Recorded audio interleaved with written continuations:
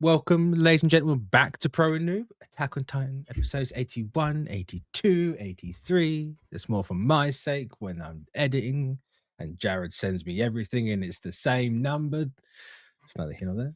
Mitch 692. Listen, it's happened twice. One of those times was your fault. The other time was my fault. Yeah, that time was my fault. Yeah. Though you say that, I did correct myself before we started recording. I had already named it, and here's the other thing. I have renamed the files. I've renamed the StreamYard so that when I download it, it is correct, but that apparently does not fix it, which I did not realize until sending it. Yeah, you probably got to use the AI for that. Yeah, I gotta. But good news. This is my number 28. My Butlerian ass is not touching that. No. But yeah, here we are. This is our penultimate batch before the end of the show. Mm-hmm. Next week is your final batch of episodes. Right. And then we have 2 weeks of what is feature length. Mm-hmm. Which I didn't look at anything in particular. I was just curious about the runtime on those. An hour and a half. Yeah, I just went to look. Like I literally was just I had my hand up in front of like the left side of my face so I could only see the run times. And I was like, okay, hour and 25 each. I can live with that. I was like, no, it should be an hour and 25 each. One's an hour. One's just an hour. Maybe the way Hulu has them listed out, it's like sub dub. Yes, that's why. Yeah. That's why I said it looked like season 4 was 60 episodes long because it's 30 entries. 2 lots of 30, yeah. That's dumb. So I wish you could just pick like sub or dub, and then I just had them listed out. So because like I said, I had like it was covering half of my face, so I thought I was able to see them at the right increment. But it's 2.5 hours in one big go. So okay. It works really well as one, in fairness, but there's just so much to go over in it. I think I'd rather do it in 2. I'm cool. I'm very excited to do that, especially because, again, as a peek behind the curtain, that will likely happen within the same day. So I won't be like twisting in the wind the way I was at the Evangelion rebuilds, where like because those were like those got to be pretty long. So, and granted, I was watching them at night. So that was part of it, was that I was like running out of stamina. I say Thrice Upon a Time, I think it's the longest one, and it's the same length as the 2 Attack on Titans put together. That sounds right. But either way, no, these 3 episodes were great. I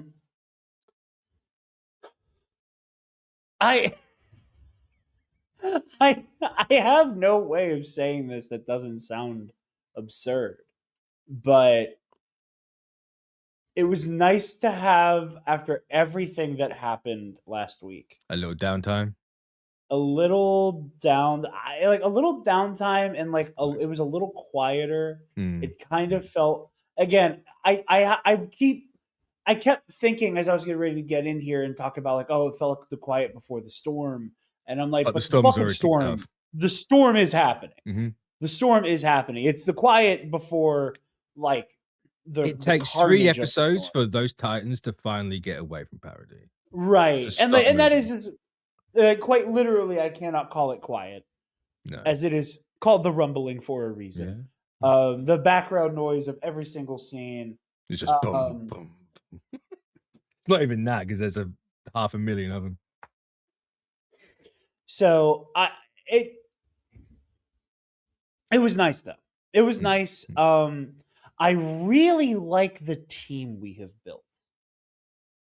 It is very like Kani, Jean, Mikasa, Armin, Levi, Hanji, Peak, Annie, and Ryan. We'll count Gabby. Gabby and Falco as well. Oh, of course. I thought you said them already. That's why I didn't say them myself. But yeah, I was really, and on Yakapon, we can't forget. Right. I forgot about the volunteers, but no, it's a really interesting team. I really like. I feel vindicated insofar as the show went. Aaron Yeager is such a goddamn problem of a person that it's going to take the full concerted might of every single faction we have established in this show teaming up to maybe deal with this little fucker. So that felt nice. It was very, very triumphant and exciting. I do want to ask you kind of a stupid question. Go for it. That I'm sure will get answered, but I just want to know because I was scratching my head about it the entire time. When Aaron undid the hardening of the walls, yes, and released the Titans, released all the Colossals, and freed Annie. Mm-hmm. Softened Rhina up. Softened Rhina up.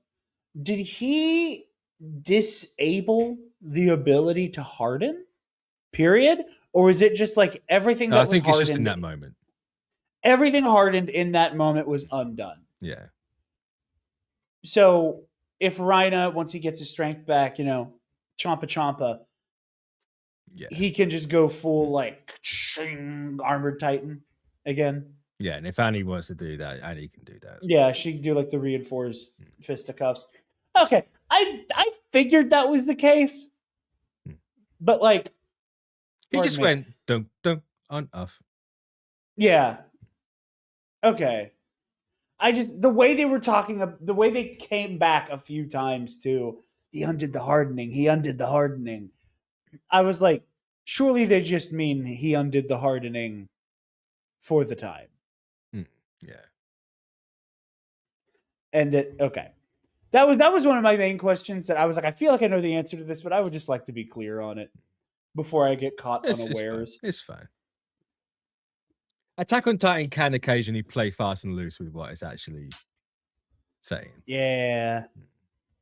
Yeah, a little frustratingly sometimes, but no, I really enjoyed all of these like little it felt like a really good, satisfying tying up a lot of loose ends both in plot and in character. What I really liked about Connie trying to sacrifice Falco was that's crazy. It was proof that as enthralled by Aaron and as much as Aaron's worldview, for better or worse, largely worse, has trickled into the people around him, he has not been able to fully corrupt everybody. No. And the fact that Connie was starting to get cold feet, the fact that I don't know that Connie would have gone through with it if that's not if they had not intervened. I don't know that Connie would have gone through with it. I think that Connie panics when he grabs him and has like a sword at his throat.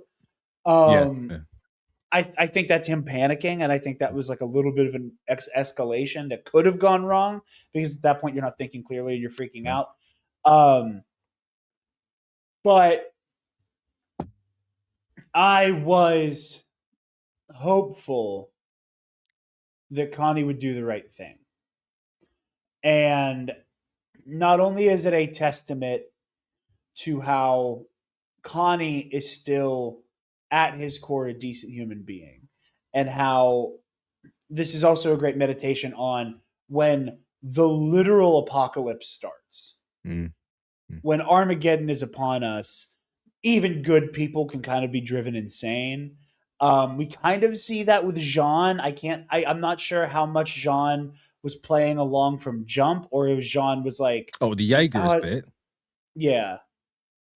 I think you could probably say he's had a little moment. Yeah, that's what I thought. I'm so yawny. Because he does say, since last night to the night before, so there is that slight he had that little waver, and he was like, "What am I doing? Like, no, you just get out of here." Yeah. And then he was able to just play along from that point on. But like, Jean is tempted by I don't have to fight anymore. I really like Jean's Connie stuff because is it goes tempted. it's completely like cyclical, right? It goes right back to that. I could just be an MP again. I could just, I haven't got to fight. I haven't got to do nothing. I can just live it up. But he's called to that responsibility. He's called to that responsibility, and it makes him a great character. And with Connie, Connie is so tragic because he has to keep watching people either make selfish decisions or make decisions that may not be selfish at their core. We're kind of back at the Irwin kind of conundrum of I'm making a decision that is going to benefit everybody. However, coincidentally, I am at the center of everybody. Yeah. Yeah. I'm the number one person. I can't stop yawning. I'm so sorry. But I am at the center of the everybody who's going to benefit from this. And it's watching Connie kind of start to spiral and go, no more. I'm having it my way. I want it my way. I've lost. If this is the end, I'm having her back. If this is it, I want my mom back. And I really thought that it was so tragic. And again, watching his, not literally, but kind of watching his hands start to shake about it was really, really fun to watch. Because again, at my core, I'm like, I believe in you, Connie. You're going to do the right thing here. Don't let me down. And he does just about. Just. He almost does. Again, he has his moment where he panics and,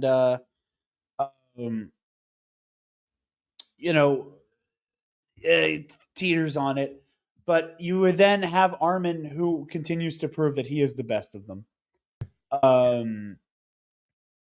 He's like, either Connie's going to save me or I save Falco.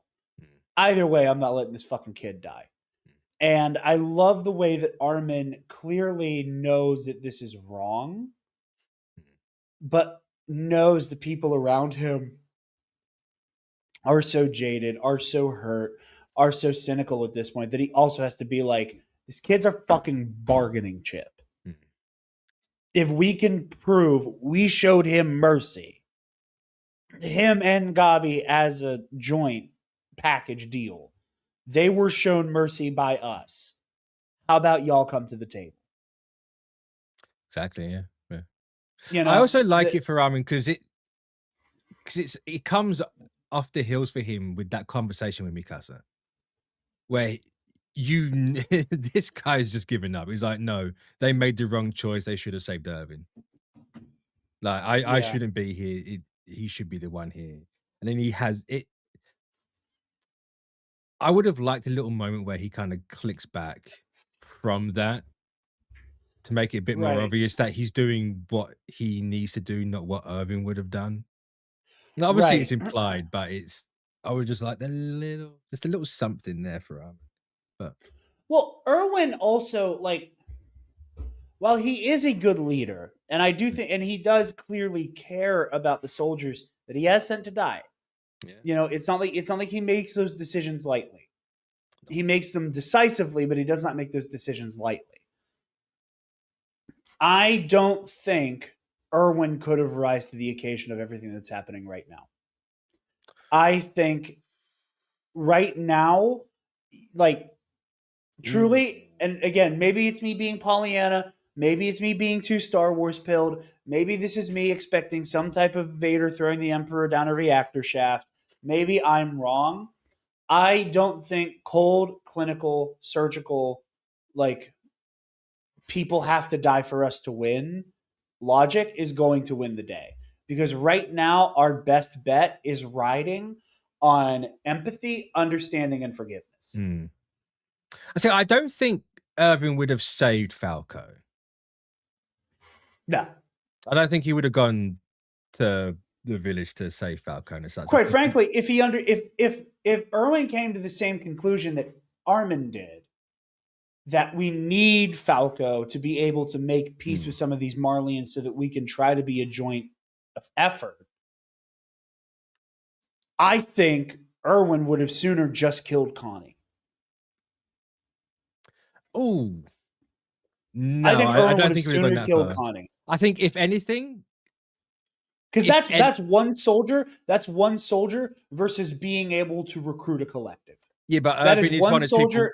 People, he is someone that's like, we need everyone we can get. I don't think he'd be in this get rid of one. I just don't think Falco would have been saved. I think Connie would still be in play. The problem with if Irvin was alive with this, if Irvin and Armin would have been here, because we know the pair of them couldn't be here at the same point, he would have sent Armin off anyway, and the outcome's no different. Sure, no, Irwin would have known he needs to send Armin in. I'm saying if Irwin is chosen, Armin is out of play. Armin has died. Armin died a charred corpse on a rooftop in Shiganshina. Like Irwin, I don't think Irwin would have been as successful up to this point.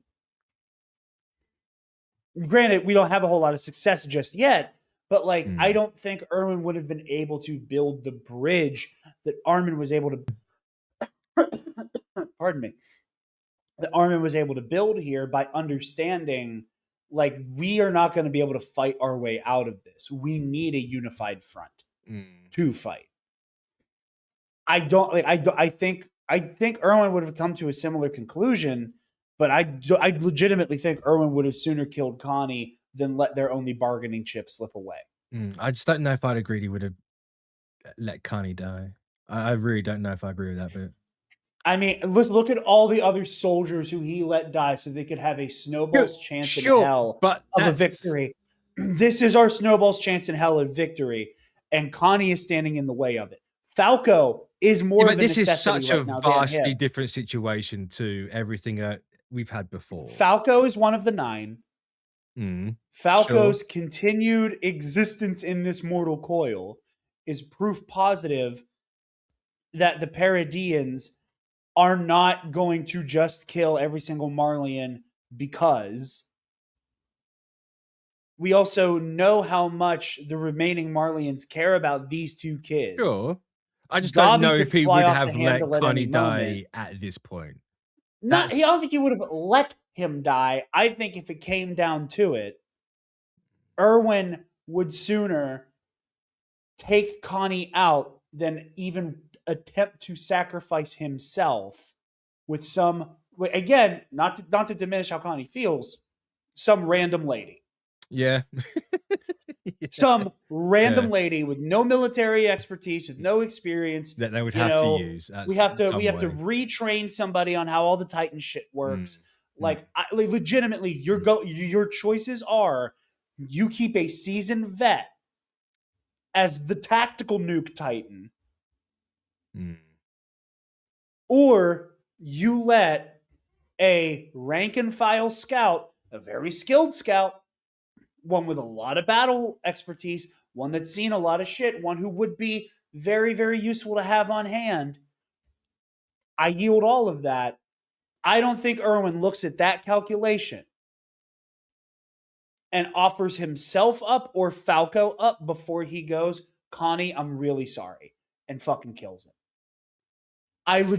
Truly, I don't think Connie makes it out of that alive. And that is why Armin is the guy for the job.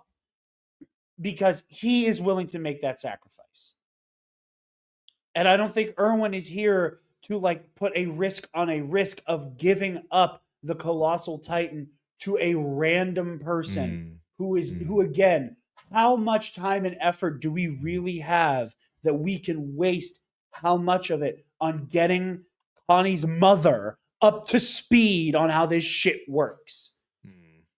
There are 2 Titans in play. 2 of the 9 are in play right now, with 2 more we can bring to the table if we have proof of life of both of these children. We almost have a majority of the 9 on our side. going into this fight with Eren. I mean, I get it. I'm just like that's my thing. I have a hard time believing that Erwin would not sooner sacrifice Connie than one of the 9. My I don't think he would sacrifice one of the 9. I think you are right there. My thing with, we can only base it off Irvin 4 years ago. Sure, like, but or everything that would happen. Like, where would Irvin have been now? It's I don't think I could say one way or the other. I don't think. And there's also the side of the argument that again I don't agree with, but that's mostly vibes based. I can't prove it.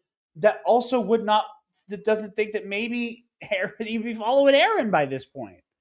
That like Erwin, somebody who is very like, we win or we lose, and we're gonna put it. Every time we are gonna bet the house, the farm, and even the kids on fucking victory. Mm. That like he played like Erwin played zero-sum games. Oh, absolutely. There was no you lose but you won a little bit. There is total victory or total defeat. And I can see the argument for him being a Jaegerist. I don't agree with it. Because I quite frankly I think that requires a level of cruelty that I don't think Erwin had in him. That was not who he was. No. Now it requires a certain level of jingoism that I do think Erwin had. I do think Erwin was jingoistic enough to go along with that shit, but I don't think he was cruel enough. I don't think the Jaegerists would have kept Irvin around. I don't think he was cruel enough for it. I don't think he would. I don't know. I mean, Erwin. What have we talked about? We have these 3. We have like the cult of personality triad of Erwin, Levi, Eren. Levi, to everybody's knowledge, thankfully got whacked by the beast. Squatch took Levi out. So we don't have to worry about that. If Erwin was still around, if he were still alive, if he did not join up immediately, you do have to kill him. Yeah. Because people will follow this man.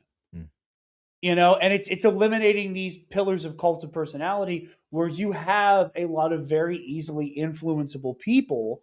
That is not necessarily a judgment on them. No. But, like there are people who like are easier to influence. And when you have 2 people who offer a more net positive worldview than the one guy, and it can give people hope that like something is worth fighting for, but not like this. I also don't know if like the Jaegerists would exist if Irvin was still here. Because Flock was adamant about saving Irvin. Because Flock's the sort of person that needs that sort of person to follow. He is a born follower. He's got no personality. Oh, yeah. Like, if Irvin was here, do you still have Jaegerists? Because Flock would still be with Irvin. Right. And he'd be completely behind him there.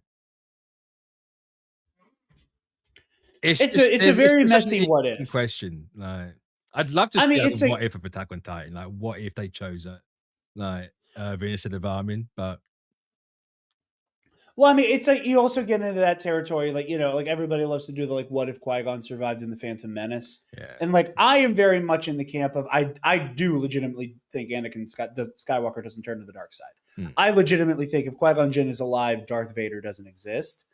There's a lot of other trickle down that is like really hard to answer. Yeah. Like I don't agree with it, but I think a lot of people have made a very good argument for it. Qui-Gon likely doesn't serve in the Clone War. I don't agree with that, but I think there's an argument to be made that Qui-Gon would walk before he actually fought in a war. Ooh. That's an interesting conversation. I don't particularly subscribe to that belief. I think Qui-Gon would I think Qui-Gon would abstain from combat, but I do think he would be I think he would be on the diplomatic side. I think Qui-Gon would end up side by side with Padme, where they're both constantly where Padme in canon, but I think Qui-Gon would join her in constantly suing for peace. Yeah. Constantly going like, okay, let's see if we can come to the table. Let's see if somebody like Mina Bonteri is willing to come to the table and we can talk this out, and maybe having someone like Qui-Gon, you have discerning eyes who can prevent, the Palpatine from basically false flagging something on both sides to make peace talks break down. There's an argument to be made of, can Qui-Gon talk Dooku off a ledge? Stuff like that, where, do you leave Palpatine without any of his prodigies, and like Maul has to come back into play, but is Maul even alive if Qui-Gon survives? Yeah. Like how does Qui-Gon survive? Does Obi-Wan make it through the laser gate in time? Darth Maul's fucking pinned down at that point. I don't think Maul is able to take both of them in that confined space. It gets complicated, it gets messy, and in a fun way to speculate about. But I do think, like, what if Erwin is alive? What if Qui-Gon is alive? Are on the same level of the circumstances of their survival cause a chain reaction that fundamentally changes everything. To the point where this is a completely different story. Yeah. For better or worse. Because again, who knows how this shakes out. Otherwise, Rumbles out. But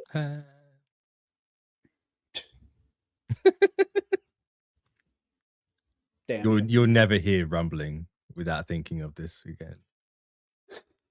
Someone said it at work the other day, and in my mind, I'm like, rumbling, rumbling, rumbling. Perfect, sir. Actually perfect. Good day. Actually, no, it's not perfect. It's not long enough. That's what I say. It's the only thing wrong with it. I've always loved like weird, vague metal lyrics that like sound. I think especially like new metal, like once you get into like Avenged Sevenfold and like Breaking Benjamin, like shit, where like it all sounds like vaguely like lyrics to a theme for a story you've never seen before. Yeah. And it's like, I feel like with all the Breaking Benjamin songs, it's like, I feel like you're singing about a toxic relationship. You're also singing about like heroically fighting and dying for something. And I can't quite make peace with that. Now, rumbling has the benefit of actually being connected to a piece of media that it is like very like attached to. I truly think one of my favorite edgy lyrics of all time might be, "I just wanted to save your life. I never wanted to grab the knife." It's like, I'm like, God, there's a kid I knew in high school who is low key the reason why Levi made me get into Code Geass. Wow. But was so fucking annoyingly edgy and then got expelled for some really ugly shit. No. Classic. But I'm like, oh God, you probably thought this was hard as fuck when this came out. Yeah. Which you'd be right, but you'd like relate to it, and I'd be like, okay, come on. something you can just appreciate something for being cool as shit. Yeah. Without being like, it's literally me. He's me for real. So every time I see someone who's like, I'm Aaron Yeager, I'm just like, oh no. Oh, we need to fight. Please send your address. I want to fight you. I would love to do fisticuffs with somebody who thinks they're Aaron Yeager. I would love to do fisticuffs. I mean, say that in the next 3 weeks. Who knows? Something might change. Something might happen, Jarod. And you might see this. What is Aaron going to be like? Listen, can I tell you the thing I would least want to happen? Go for it. Can I tell you the thing I would least want to happen? Go for it. Yeah. It is this ending. Is this having a similar ending to Code Geass? I can't remember Code Geass. If this were to end in a like, I did all of this horrible shit to bring it all to a head, so that people would have a symbol of something to never be like again, I killed millions of people so that you all could kill me. and let there be peace. Yeah. If that is where this fucking story ends, Mitch, I'm gonna be so fucking livid. I'm gonna be so angry because I know every single one of these lost, wounded fucking puppies that Aaron is friends with are gonna just eat that shit up. Unapologetically, unironically, unambiguously, all the uns. They will be like, oh, Aaron, you're such a hero. You made such sacrifices. You sullied your soul for humanity. Like, and even then, I'd be like, I don't believe you. I don't fucking believe you. I think you just lost. I think you lost, and you kept this bullshit excuse in your back pocket. You egomaniacal little fucking twerp. I just want him to be evil. I just want him to be evil. I want to be right that I knew this little bastard was a problem. So that comes down to, I just want to be right.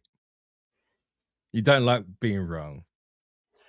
That's how you end. No, that's how you chose to end that right there. That is what I mean is that's exactly what I mean is he's giving me bad vibes. My assumption that there right. You want to be right. No. Hey, Mitch, you know what I didn't do? I didn't like fucking coordinate my brain back to the homeboy who wrote this and said, make Aaron a terrifying little Nazi boy. And then, that's not how that works. What I'm saying is, oh, shut up. What I'm saying is, I do not want this show to attempt to justify Aaron's actions beyond hurt people, horrors of war. You know, he in his mind as somebody who has had a deeply pessimistic view of the world, has painted himself into a corner. We can play around with the themes and Jesus Christ, I went from yawning to hiccuping like crazy. I see Yama punching his man in the heart, by the way.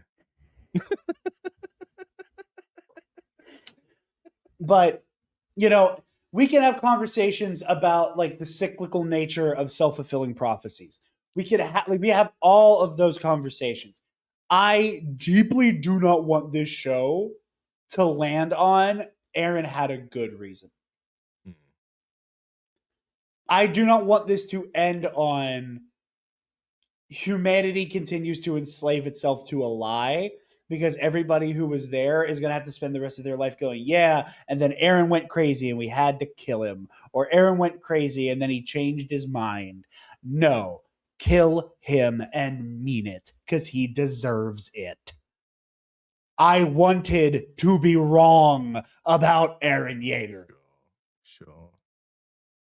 At this point, there's no coming back. Yeah, I agree. Damn it.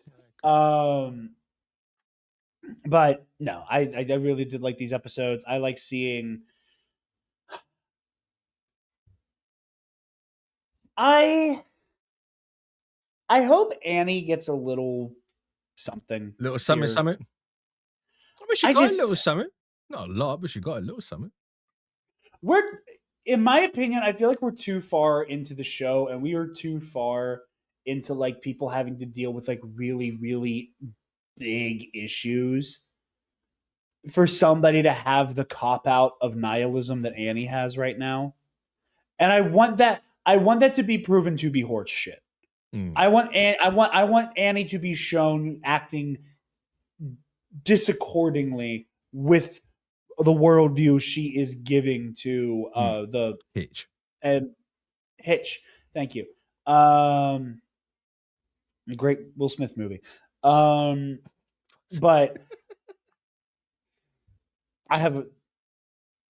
there's one man alive with the Will Smith autism, and you're seeing him right now. Only one. Jiggytism. Jigtism. But no, but I don't know. It's just everybody up to this point has had this like such like let me rephrase that. So many characters, so many of our major players have had a really big bout with nihilism up to this point. And we've seen them come to the other end. Even Aaron has resolved past nihilism into like, and again, not that he landed in a great place, but like he landed from nihilism to total war is the only way for peace and prosperity for my new Eldian empire, my new empire, your new empire. He never once mentions the Eldian Empire. That's Flock. Flock does, but I thought Aaron does in his like broadcast thing. No. Which, on that briefly, I misunderstood. I thought he was saying, "I'm going to go to Marley and kill the Marleyans." Oh no! Well, he is, and take out everybody who isn't an Eldian. That I did not realize what the scouts wanted to do. That was the partial rumbling. That's why they Armin, Mikasa, and everyone start helping Eren, because they're just like, we're just going to use the Shiganshina Wall Titans. Just a little, probably 1,000 Titans still in the grand scheme of things. Just a rumb. Not a rumbling, but a rumb. Yeah. Just have a little rubbling. Just send that off and be like, hey, we will use this thing. We haven't got to use the full thing. Eren just goes, I did not realize that his plan was global genocide. Which not like genocide. No, we've gone over this. Okay, well, correct everybody in the show because they say it too. The show says it, but as I said last week, there's no word for what the rumbling does. The rumbling is just the rumbling. That's it. They're saying genocide because it's the closest thing to it. So okay, you for lack of a better term, a planetary genocide of everybody who is not a Paradian. I did not realize the full scope of Eren's plan because again, I thought he was like, I'm gonna go to Marley, I'm gonna cripple Marley, I'm gonna kill all the pure Marleyans, and from there, Eldia will rise again because it will be all of the Eldians. And that when we see Annie's father, fuck him. When we see Annie's father. They're like, oh, he's going to come kill all of us. I was like, wait, what? And then everybody's talking about it. And I kind of came to the conclusion. I was like, oh, this is so much worse, actually. Not that one is better than the other. One is just less horrific than the other. Yeah, to all the subjects of Ymir, my name is Eren Yeager. I'm using the power of the Founding Titan to address all of Ymir's subjects.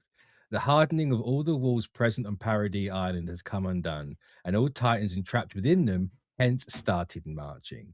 My objective is to protect the people of Paradis, the place where I was born and raised. However, the world wishes for the annihilation of the people of Paradis. The hatred that has been swelling up for so long will certainly not end until not just the Paradisians, but all of the Ymir subjects have been eliminated. I reject this wish. The Wall Titans shall trample all Earth outside of this island underfoot until all life existing there has been exterminated from this world. Incredible speech, by the way. I love it so much. Horrific, but absolutely horrific. Just that unconscionable. Just the way he says it. So emotionless. I'm Eren Yeager. To all subjects of Ymir. I don't like hearing you have hard R's like that. Hard R's? Why? What, Ymir? Yeah. It just doesn't sound right. Sorry, I'm sorry. I'm so used. I'm just saying, like, I'm so used. Sorry. When I read, I won't pronounce my R's anymore. Jarod.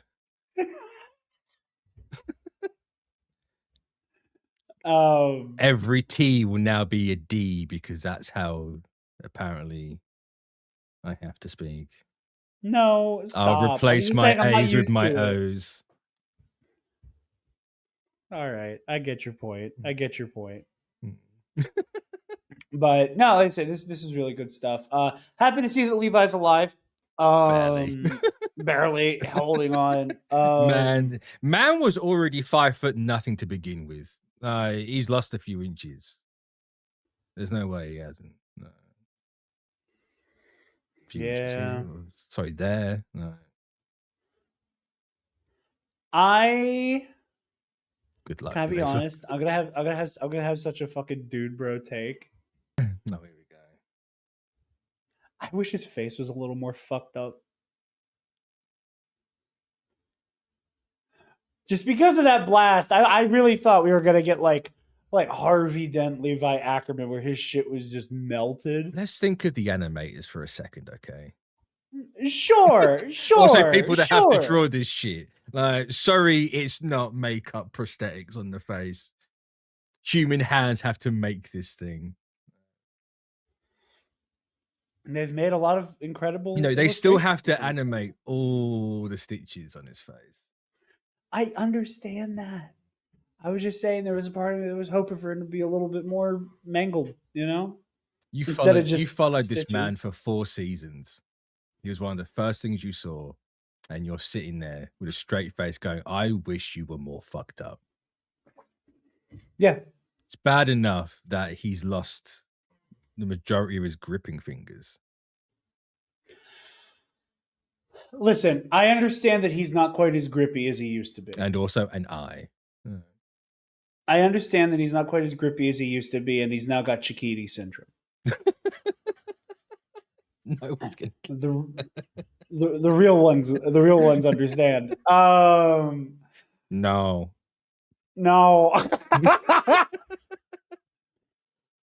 Levi, were you able to defeat the Beast Titan? No. I'm gonna go fucking kill myself. But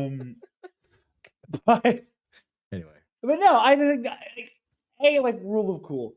B, I wish it was more striking because I want it to kind of be I wanted it to be a more like aggressive visual metaphor for like what this whole conflict has done to Levi specifically. Like, yes, like you get a lot of that with the hand with which he uses to deal death in war is permanently mangled because the war he was fighting is over. And a new war over might be a strong word. Well, no. The war he was conscripted into is over. Sure, yeah. The war he was conscripted into is over twice, actually. Because originally he was conscripted into humanity versus Titans. Yeah. And at the same time that they learned that the terms of that war are wildly different than what they thought they were, they won it. And then it became Eldian/Paradian versus Marleyan. And now that war is over. And he sullied his hands, that hand specifically, too many times.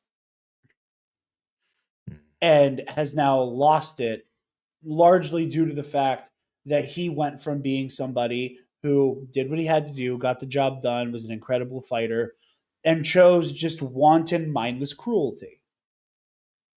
He chose to be needlessly cruel and vicious with Zeke. I can forgive Levi. And it literally, sure, I'm not saying I don't understand it. I'm not saying that he comes by it honestly. What I'm saying is he chose a cartoonish amount of viciousness that is not in his character. No, you're right. Yeah. I agree with that. And he paid the price for that by literally. He's a little gleeful when he's talking about it. And he loses the hand that he uses to deal death with. I like that. That is some great visual metaphor. I want more of it. I want, like, again, y'all need to understand.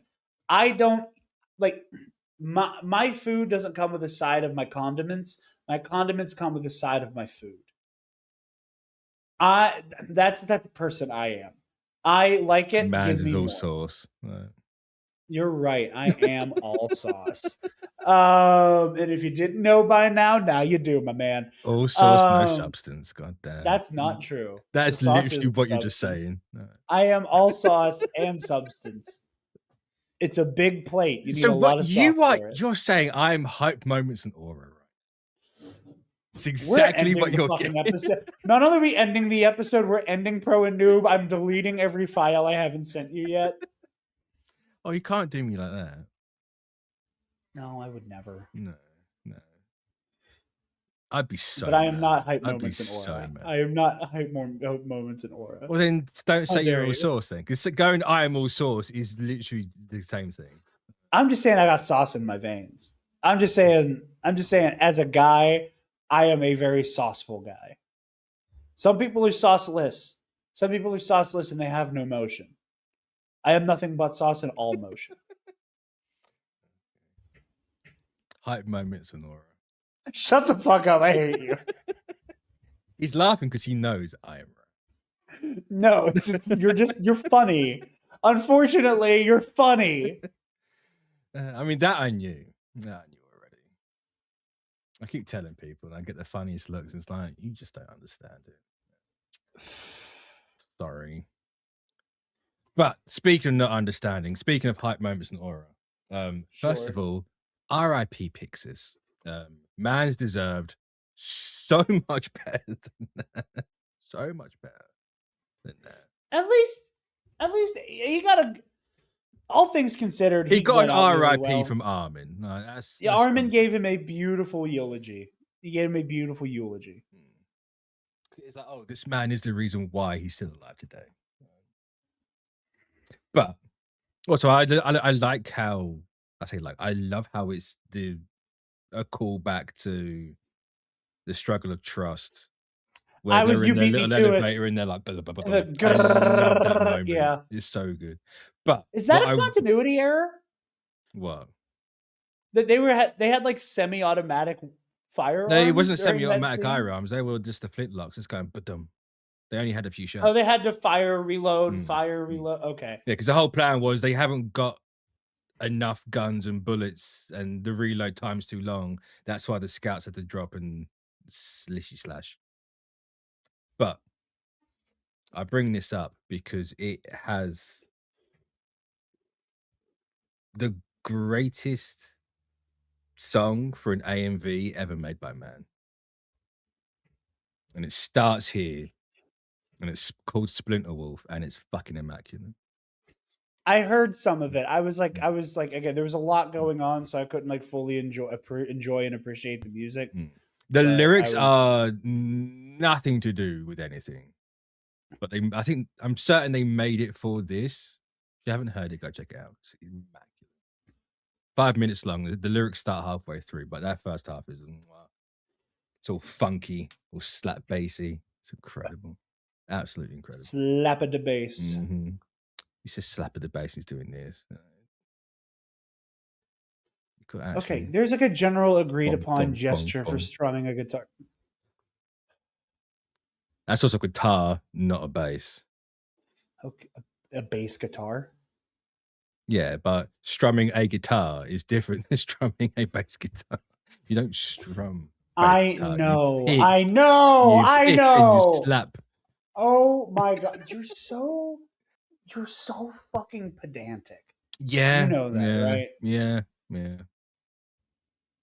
Like, I love you as a friend and as a collaborator so dearly.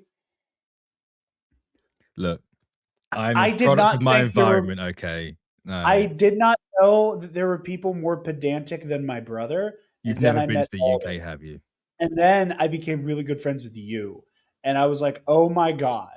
Like, there's the entire island of us, Jarod. Entire island. Man, I'm feeling Marleyan right now. Holy shit. Well, I am on an island. I didn't like that. I didn't like that. No. Well done for being apartheid. I'm going to call you Elon Musk from now on. No, you're not. Jarod Muskman Stubbs. No. I will just Google the plot to Attack on Titan right now. You've seen the fucking plot to Attack on Titan, Jarod. I will Google ending explained. You've literally seen everything. I will Google ending explained episodes. right now. I will Google ending explained right now if you call me Elon Musk again. I didn't call you Elon Musk. I said I was going to, then I called you Jarod. Oh my God. Okay, I'll give you that. I'll give you that as a deterrent. I will choose peace. I will sue for peace in this moment. I choose rumbling. But I'm going to end this off on this little nugget. Did you happen to clock when Connie's riding with Falco to the village and Falco goes, I'm going to try and do this so it's the right way around on the screen. Am I pointing away from you right now? Yes. Falco goes, we're riding north and the sun's setting. Which means the sun setting behind them is in the east. Which means they're riding west. No, it means they're riding north. If north is that way, east is that way. Oh, west, I thought you said the sun was setting behind them, meaning they were going. Okay. It is setting behind them. Look, behind them that way. I thought you meant directly behind. Okay, I misunderstood. Well, as you're looking, as they're going this way across the screen, the sun's coming down here. Yeah. So if north is that way, that means that's east. That's what I thought I saw. I thought you were saying okay, continue. Yeah. Which means if it's just an animation there, that's one thing.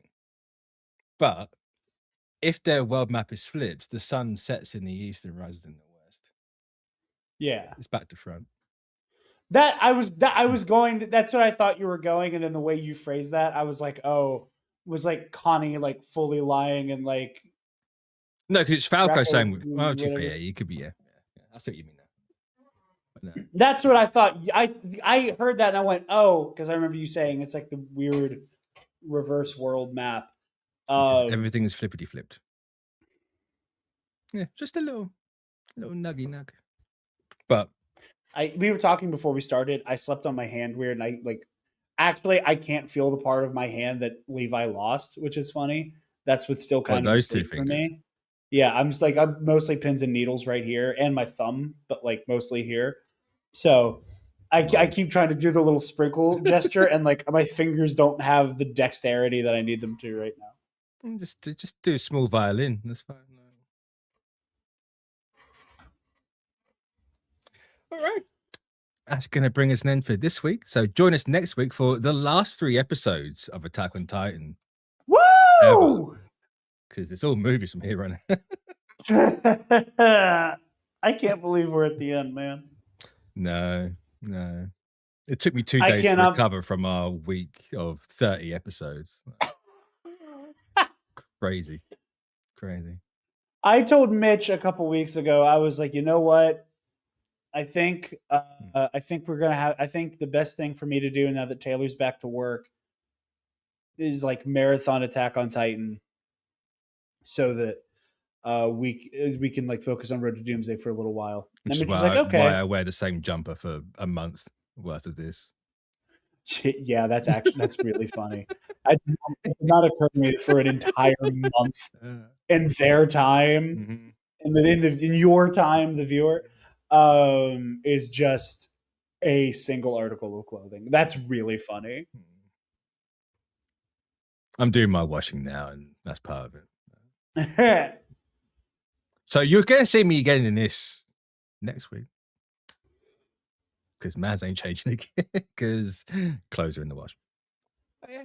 So Jarod, I might change again just for funsies. You do it for funsies. I just noticed, did you wear that shirt because you're playing the Cosmic Invasion? Honestly, not really. Earlier I literally was thinking, I was like, what Roosevelt have I not worn on Pro Noob in a while? And I was like, I haven't worn any of my X-Men ones in a minute. And I went in there and like the first one I saw was the Night of the Sentinel shirt. Fair. So yeah, you guys can find me over at the Nerd Academy Podcast, namely for our MCU rewatch show, The Road to Doomsday, going strong right now. Where we are watching all of the MCU in anticipation for Avengers Doomsday at the end of the year. Patreon subscribers to the Nerd Academy podcast, the $5 tier and higher, get early access to every episode and exclusive access to all of our audio commentary audio commentary tracks for the movies. So check that out. I'm also over at the Already Systems YouTube channel for Luminous Odyssey, the High Republic RPG we're doing over on that channel right now.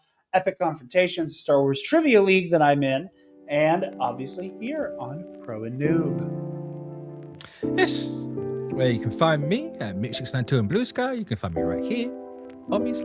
So like, comment, subscribe, and we'll catch you next week. Buzz. Let's go get that son of a bitch!